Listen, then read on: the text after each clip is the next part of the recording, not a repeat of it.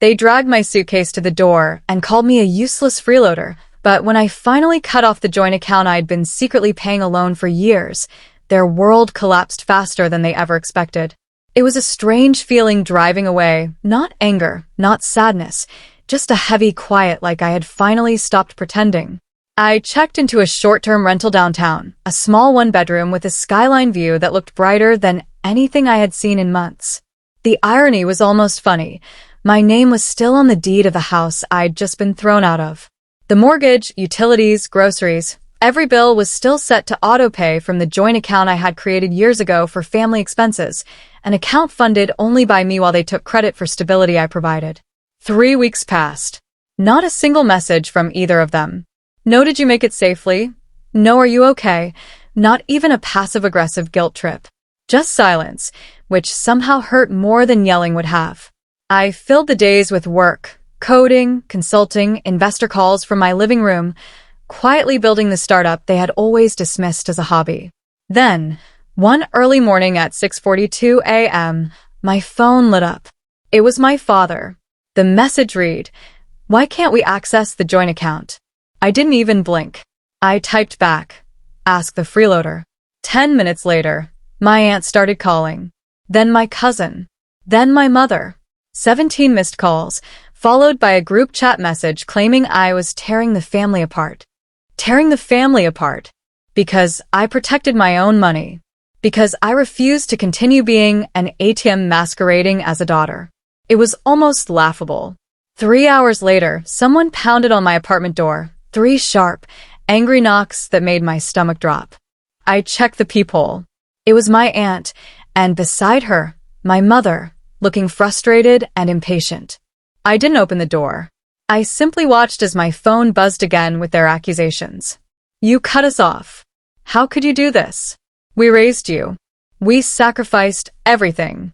Funny how sacrifice only seemed to exist when the money stopped flowing. I sat on the couch and thought about every time I had been treated like a burden. Every snide remark about my career, every dismissive comment about my startup, every family holiday where I slept on the couch while my cousin's kids got the guest room. I remembered all the times they belittled me yet cashed every automatic payment without hesitation. So I texted back, "You dragged my bags to the door and called me a freeloader.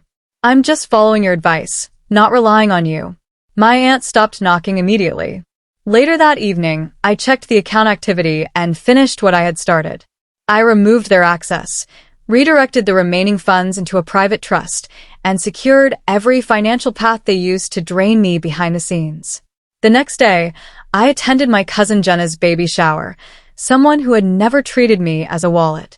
I planned to stay quiet, drop off the custom bassinet I had bought her, and leave. But my mother and aunt had other plans. They approached me immediately with plastic smiles and voices loud enough for the room to hear. They wanted to clear the air, which really meant they wanted to control the narrative. They claimed I had cut off the entire family without warning, portraying themselves as helpless victims. They even told the table I had handled family finances against their wishes.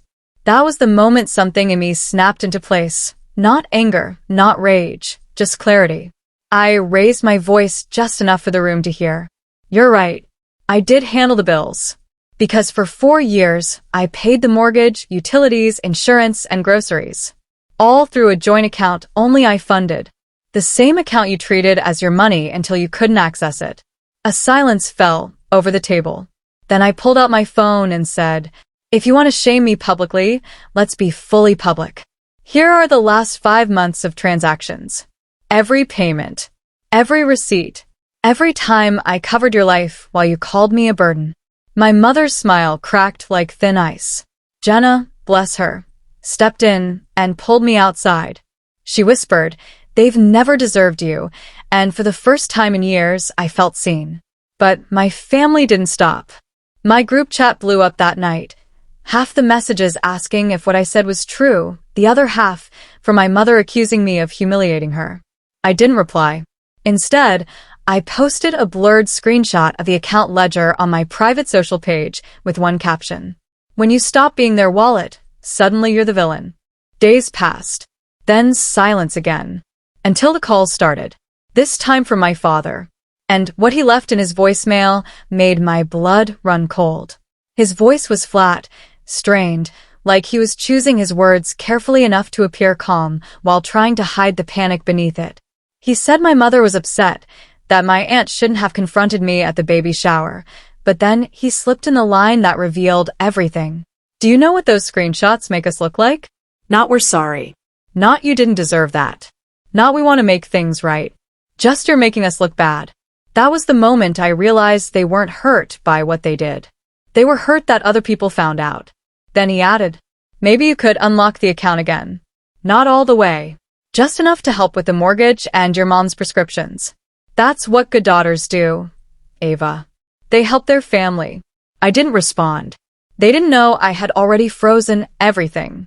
The old joint account was legally inactive. The mortgage was being rerouted through a private LLC. Utilities removed. Emergency credit card canceled. Bills that used to magically pay themselves were now piling up. 3 days later, my mother sent a panicked email. They shut off the power. I can't believe you'd let this happen. A week later, your father is talking about a second mortgage. This is cruel, Ava. Cruel. After everything they said. After everything I paid.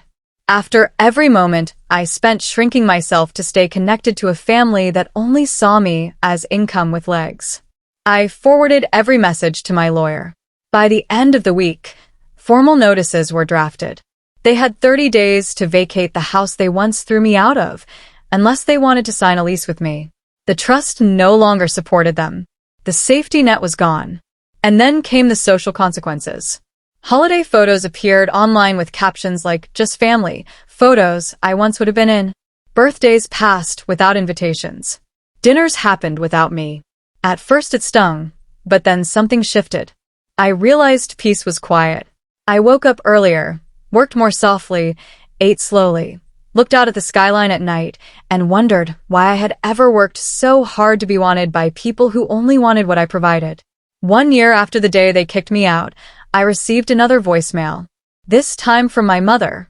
Her voice sounded thin, almost fragile. Isua? We got the foreclosure notice today. The house is going to auction if we don't come up with something. Your dad's not doing well. I'm not either. I don't know if you hate us. Maybe we deserve it. But we're still your parents. That has to mean something. I sat with the phone in my lap for a long time. Then I hit delete. Because no. It didn't mean something. Not anymore. They called me a freeloader, but they were the ones who couldn't survive without the daughter they tried to humiliate. And me? I built something bigger than a house. Bigger than a title. Bigger than their approval. I built freedom. I built self-respect. I built the life without them. And I have never slept better.